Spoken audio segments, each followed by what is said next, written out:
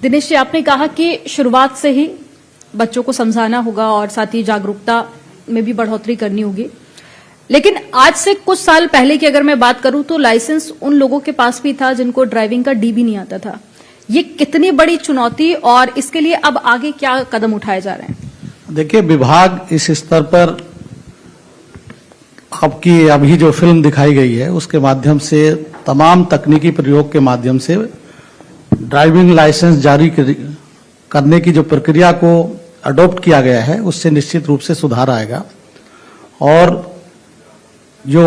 Human interface जो है इसमें कम किया है। तकनीकी माध्यम से टेस्टिंग की व्यवस्था को लागू करके अच्छे लोगों को ही ड्राइविंग लाइसेंस दिए जाने का शासन भी कटिबद्ध है और विभाग स्तर पर भी इसका प्रयास किया जा रहा है। निश्चित रूप से ड्राइविंग को हम ऐसा सामान्य विषय न माने। ड्राइविंग को एक बहुत बड़ा, पुराने जमाने में सारथी कहा जाता था,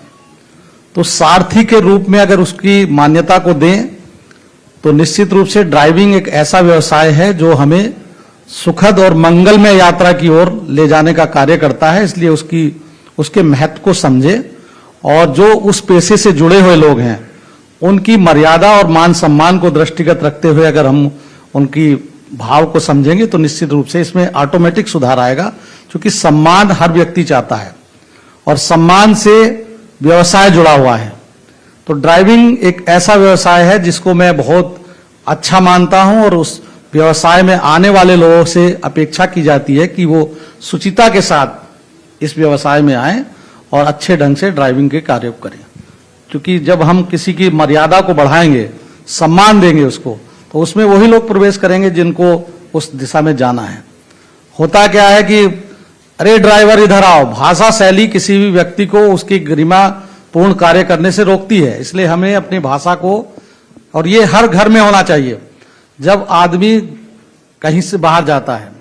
मैं नाम मतलब सामान्य तक किसी बारे में नहीं कहूंगा, लेकिन कुछ लोग ड्राइवर को ऐसा समझते हैं कि जैसे वो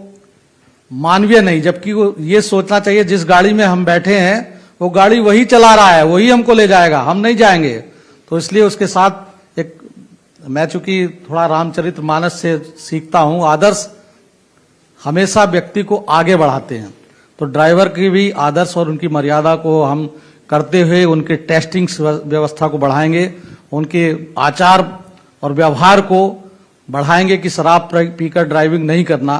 तो निश्चित रूप से उसमें सुधार आएगा। सर, यहां पर आपने रिस्पेक्ट की बात की, तो ऐसे में कुछ जो बड़े फैक्टर्स हम देखते हैं कि ड्राइवर्स के शिफ्ट आवर्स बहुत ज्यादा होते हैं, कई बार लोग नहीं समझते हैं। इसके अलावा रात के वक्त कुछ लोग गाड़ी चलाते हैं, आई विजन की कमी देखी गई, मेडिकल फिटनेस की, क्या उस क्षेत्र में भी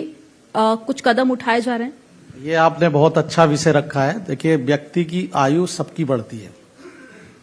व्यक्ति की जैसे जैसे आयु बढ़ती है उसका अनुभव बढ़ता है, और आयु के साथ साथ जो हमारी दृष्टि है वो कुछ ना कुछ प्रभावित होती है। तो उनके लगातार विभाग टेस्ट करा रहा है, लेकिन उनको ये नहीं कि उनकी अगर दृष्टि बाधित हो गई है तो उसको सेवा से निकाला जाए। दृष्टि सबकी बाधित होनी है, तो सरकार ने ऐसे लोगों को चिन्हित किया है और उनको सम्मानजनक ढंग से उनका मेडिकल फैसिलिटीज देकर उनकी दृष्टि में सुधार किया जा रहा है। और ये हमारे परिवहन विभाग और जो सरकारी बसें हैं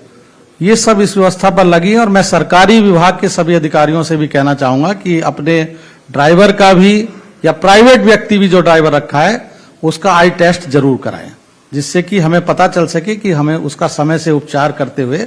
उसको अगर कोई कठिनाई है तो उसके विजन को ठीक किया जा सके।